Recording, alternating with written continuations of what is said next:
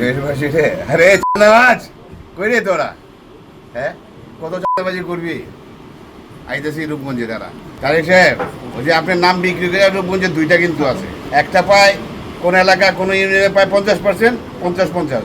আবার কোনো ইউনিয়নে কেউ 70%, কেউ 30%। কি মানে আপনারা কি আপনাকে মানে এই লোকজনগুলো কি বাঙালি মানে আমাদের দেশের মানুষকে বোকা মনে করেন নাকি? হ্যাঁ, আমরা কি বোকা? হ্যাঁ, যে আমরা কিছুই বুঝি না মনে করেন? চুপচাপে করে জায়গায় ওপেন লোক দেখেন চুপচাপ করে পাগল।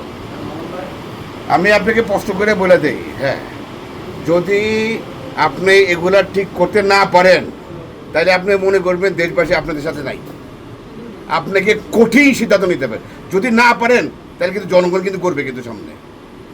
আপনাকে দ্রুত করতে হবে। এই ধরনের সন্ত্রাসী যারা আছে এদের 0 পয়েন্ট আছে না, 0 পয়েন্ট ওই জায়গায় রাখবেন। আর বিএনপির পোলাপান আমাদের জনগণকে বলবেন যে সালাকে পিয়া যা যা জি হচ্ছে দেখি চাপাবাজি না করে।